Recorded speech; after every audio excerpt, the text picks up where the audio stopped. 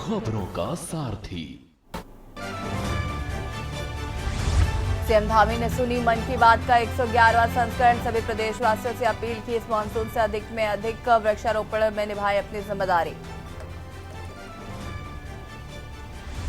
भारत ने जीता T20 world cup का खिताब। सीएम पुष्कर सिंह धामी ने किया ट्वीट। सीएम धामी ने लिखा, जीतेगा भारत, जीतेंगे हम।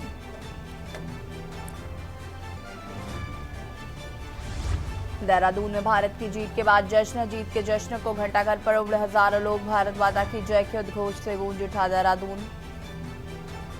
खिलाड़ियों को प्रोत्साहित करने के लिए योजना शुरू की गई। मुख्यमंत्री उदीयमान खिलाड़ी यूनियन योजना।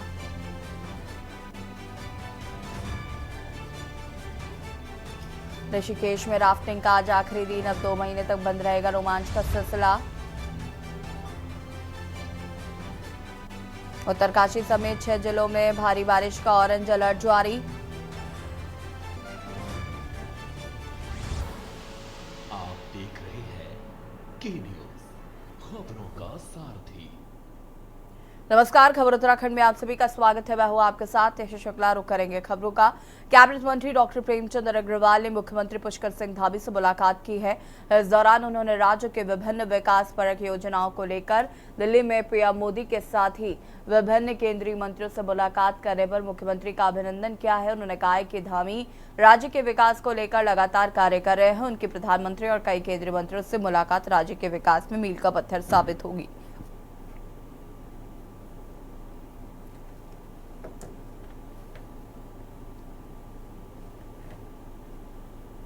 देखिए, ये बहुत बड़ी बात है कि कोई भी व्यक्ति लगातार अपने प्रदेश के और उसे आगे बढ़ाने के लिए काम करता हो।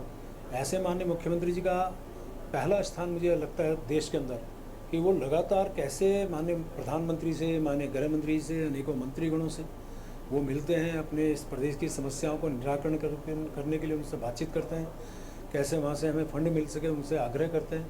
तो लगातार उन्होंने अनेकों मंत्रियों से, केंद्रीय मंत्रियों से और गृह मंत्री जी और विशेषकर माननीय मुख्यमंत्री से उन्होंने भेंट की। ओम बिरला साहब जो हमारे लोकसभा अध्यक्ष, उनसे भेंट की। बधाई के साथ साथ अपने प्रदेश के विकास की बात की है। तो मैं इनका बहुत धन्यवाद कर रहा हूँ और उम्मीद कर रहा हूँ आने वाले टाइम पे इसका हमें लाभ मिलेगा।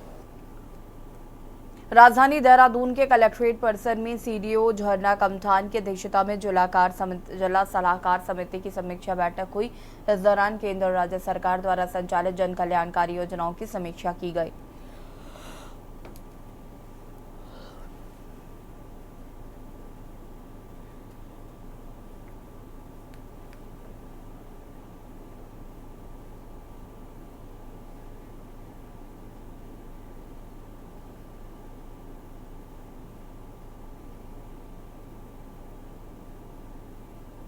बैंक्स के साथ में समीक्षा की गई तो ये पाया गया कि हमारा जो लास्ट ईयर प्रॉफिट है काफ़ी अच्छा रहा है। जो टारगेट्स थे वो अचीव हो गए हैं हमारे।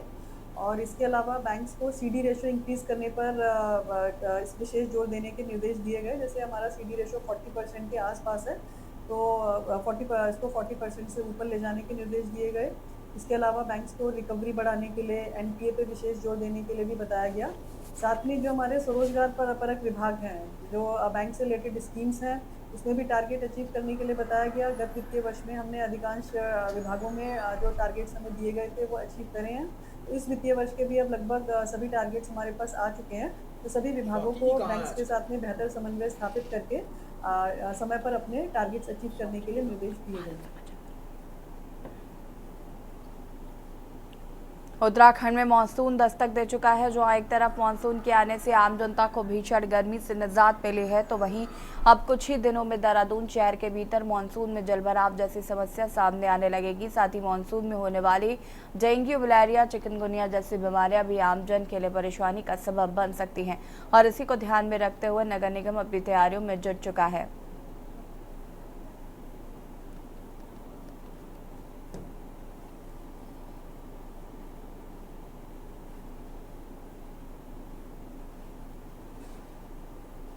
देखिए, जल भराव के यदि रूट कॉज में जाया जाए तो 2 तरह के मेन इश्यूज होते हैं। पहला होता है इंजीनियरिंग इशू, इसमें नालों की डिज़ाइन सही ना होना या कहीं नालों का निर्माण ना होना, पर्याप्त निकास ना होना, वो कारण होता है। तो उस पर सभी इंजीनियरिंग विभाग काम कर रहे हैं। जिलाधिकारी महोदया के निर्देशन में उनके द्वारा लगातार निरीक्षण भी किया जा रहा है और उस पर काफ़ी काम किया गया है। इसका अतिरिक्त जो दूसरा इश्यू होता है जो मेरे नगर निगम से रिलेटेड है, वो है कि नालों की समय समय पर सफाई होते रहना। तो उसके लिए हमारे जो द्वारा जो हर वर्ष एक्सरसाइज की जाती है, वो इस वर्ष भी की गई है, उसकी मॉनिटरिंग भी की गई है। उसमें जो बड़े नाले थे जिनको मशीनों के द्वारा जिनकी सफाई की जानी थी, वो पूर्ण करा ली गई है।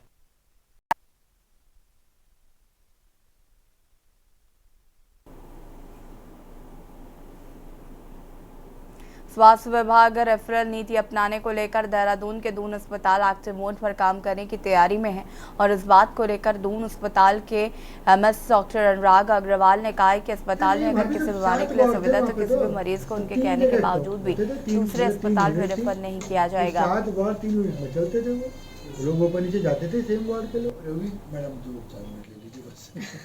अरे सर मेरा तो मेन ये जो अल्ट्रासाउंड में चल रहा है ना, रेडियोलॉजिस्ट नहीं है। मैं बता दे रहा हूँ मैम, आपको 3 चीज़ें हैं। नहीं, मेरे को जो जाना है वो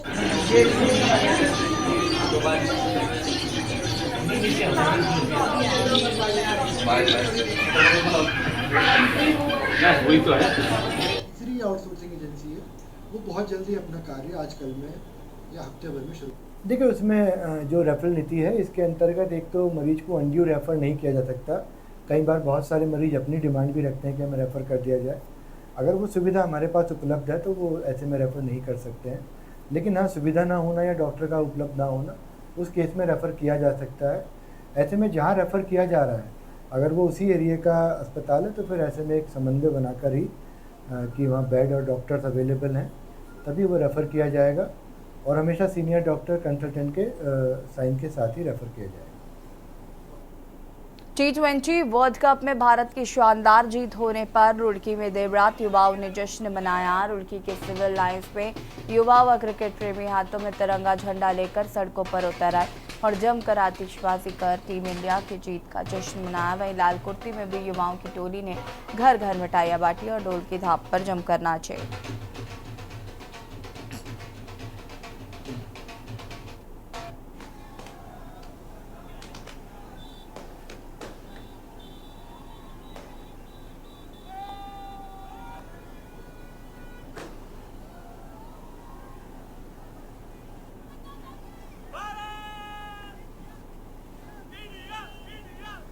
लाल कुर्ती में जश्न मनाया जा रहा है। ये लाल कुर्ती के मेरे भाई लोग हैं सारे छोटे, और ये मेरे कुछ बड़े भी हैं, और जश्न इस चक्कर में मनाया जा रहा है। 11 साल बाद इंडिया जीती है और हमें बहुत खुशी है कि इंडिया हमारी वर्ल्ड कप जीती है।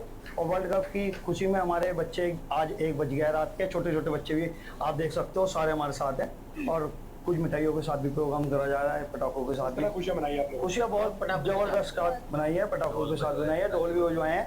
बाकी हमें बहुत अच्छा लग रहा है। 11 साल बाद हमने मिठाई भी बांटी है और इंडिया जीतती है। इससे इनफैक्ट ये जो जश्न हम मना रहे थे, भारत जो आज जीता है वर्ल्ड कप 11 साल बाद, उसके उपलक्ष्य में ये सब हम लोग सेलिब्रेशन कर रहे थे।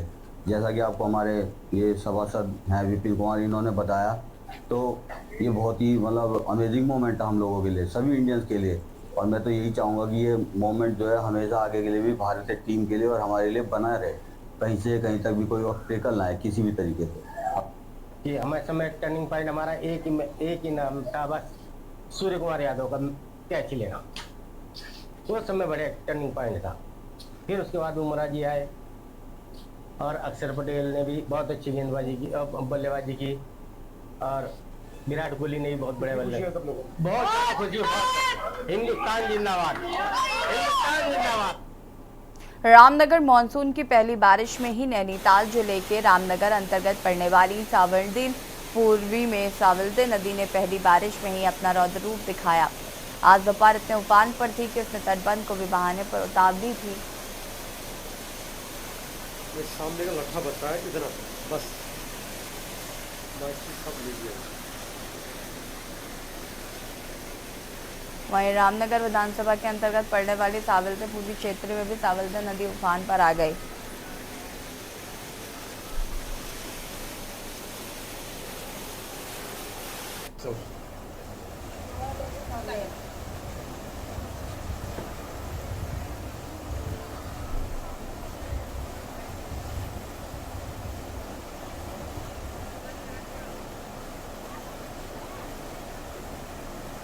पर इसमें रहते हैं हम यहाँ पे, डर डर के रह रहे हैं।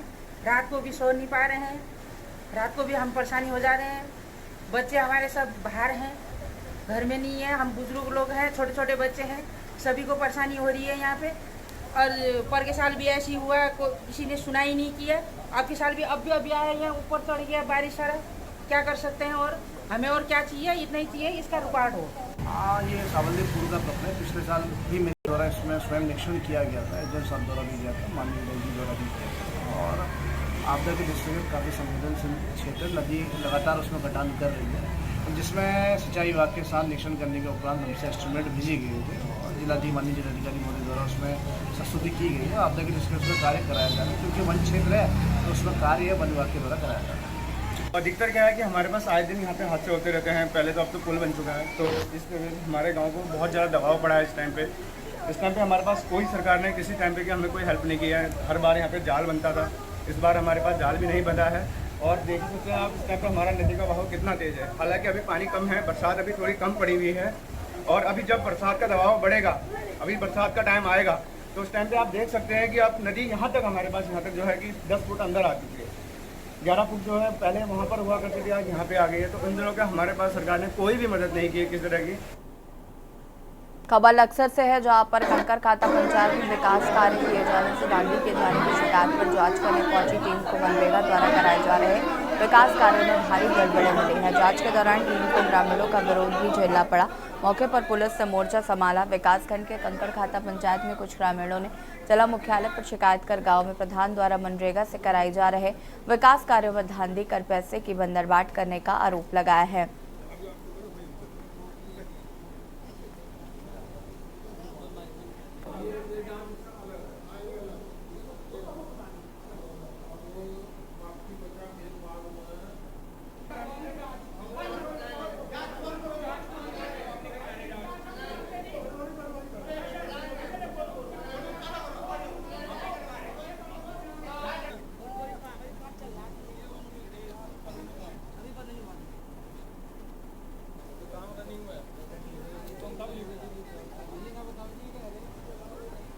खबर पौड़ी से है, जहां पर NH58 पर बागवान ड्यूटी पर नियुक्त होमगार्ड पूर्ण सिंह ने सूचना दी कि बागवान के पास 2 वाहनों का एक्सीडेंट हुआ, जिसमें काफी लोग घायल हुए हैं। सूचना पर थाना देवप्रयाग फोर्स बागवान घटनास्थल पर पहुंचा। यहां पर चौकी बागवान का फोर्स मौजूद है। शेष घायलों का उपचार किया गया है।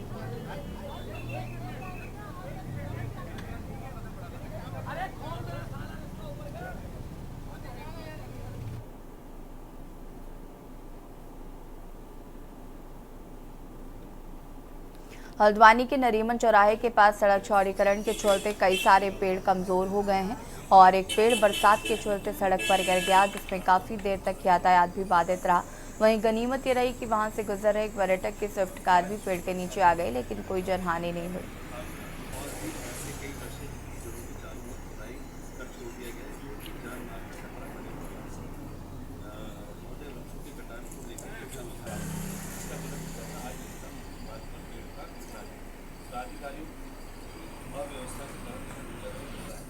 सड़क विस्तारीकरण की प्रक्रिया में कई द्वारा काटे जाने हैं। इस कार्य के लिए द्वारा से आसपास की जमीन को खोदकर बड़े-बड़े गड्ढे कर दिए गए। प्रशासन की इस लापरवाही से बड़ा जान-माल का नुकसान हो सकता है।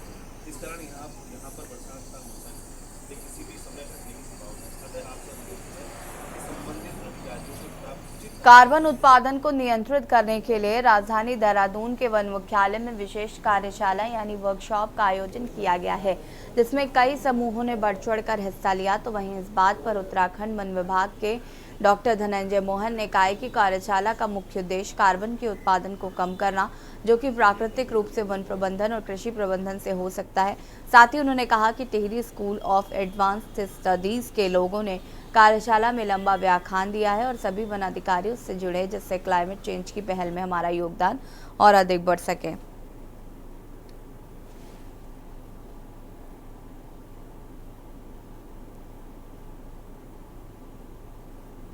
देखिए, आज जो वर्कशॉप था ये पूरे देश में इस तरह की वर्कशॉप हो रही है सारे राज्यों में, और ये बेसिकली नेचर बेस्ड सॉल्यूशंस पे वर्कशॉप थी। बेसिकली इसका पर्पस ये है कि जो हमें जो कार्बन उत्सर्जन है उसको कम करने की तरफ जो कदम है, उसमें से कुछ कदम हैं जो कि प्रकृति आधारित हैं। जैसे एक तो होता है कि हम अपना आपका फॉसिल फ्यूल यानी कि पेट्रोल डीजल की खपत कम करें। लेकिन कुछ होते हैं कि हमारी प्रकृति के प्रबंधन में, चाहे वनों का प्रबंधन हो, इवन एग्रीकल्चर का प्रबंधन हो, उसमें कुछ ऐसी मूलभूत चीजें लाएं जिससे कि कार्बन उत्सर्जन को रोकने में वो मददगारी हो। खबर मंगलौर से है, जहां पर किसान नेता को श्रद्धांजलि देने पहुंचे भारतीय किसान यूनियन के राष्ट्रीय प्रवक्ता राकेश टिकैत मंगलौर में होने वाले चुनाव में भाजपा पर जमकर बरसे। उन्होंने कहा कि मंगलौर के किसान स्वतंत्र हैं, उन्हें अधिकार है वो अपने मत का प्रयोग किसी भी दल के नेता को चुनने के लिए करे।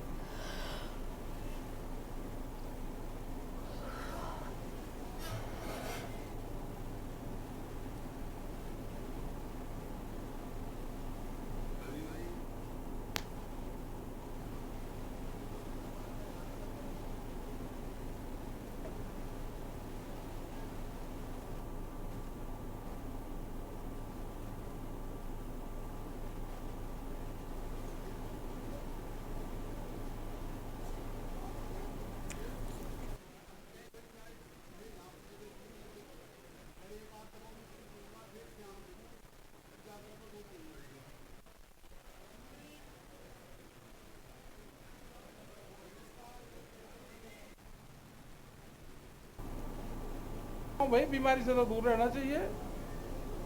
जो चुनाव यहाँ पे कैंडिडेट आवे उससे तो 750 किसान शहीद हुए, उसका हिसाब किताब ले लेना चाहिए। बीमारी पार्टी से तो बचे और फिर अपना वोट जहाँ जिसको देना अपना दे ले। लेकिन 750 किसान शहीद हुए, MSP गारंटी कानून है, 15 साल पुराना ट्रैक्टर है, ये जरूर पूछ ले। ठीक है, ये जरूर पूछ लेना चाहिए। बिजली का इशू है, वे पूछ रहे।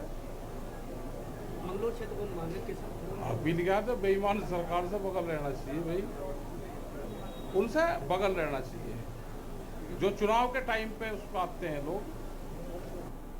उत्तराखंड की डबल इंजन की रफ्तार से विकास हो, इस उद्देश्य से मुख्यमंत्री धामी पिछले दिनों दिल्ली दौरे पर रहे। उन्होंने इस दौरान प्रधानमंत्री मोदी के साथ और केंद्रीय मंत्रियों से मुलाकात कर प्रदेश के विकास के लिए सकारात्मक पहल करने की मांग की है। देखिए रिपोर्ट। उत्तराखंड की जनता को डबल इंजन की रफ्तार से विकास का दृश्य दिखाने के उद्देश्य से मुख्यमंत्री धामी ने प्रधानमंत्री नरेंद्र मोदी समेत कई मंत्रियों से दिल्ली में मुलाकात की है। सीएम धामी ने प्रधानमंत्री से विभिन्न विकास के मुद्दों पर चर्चा की।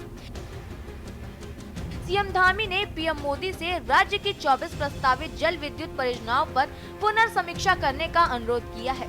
इसके साथ ही मानसघर मंदिर माला मिशन के लिए 1000 करोड़ रुपए की सहायता दिए जाने, प्रदेश में प्रस्तावित 3 टनल परियोजनाओं की स्वीकृति दिए जाने, वन भूमि हस्तांतरण को व्यवहारिक बनाए जाने का अनुरोध भी किया है। इसके अलावा राज्य की रोड कनेक्टिविटी को बेहतर बनाने, संचार सुविधा को और बेहतर बनाने के साथ ही तमाम अवस्थापना सुविधाओं में सुधार के लिए केंद्र से सहयोग मांगा है।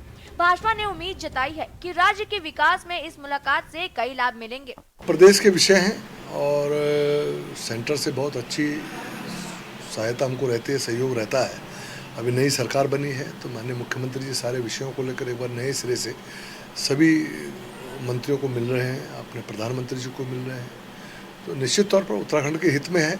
जितना ज़्यादा हमारा कम्युनिकेशन बना रहेगा केंद्र सरकार से, उतना अधिक लाभ प्रदेश को मिल पाएगा और उसी क्रम में मुख्यमंत्री अपने काम में लगे हुए हैं।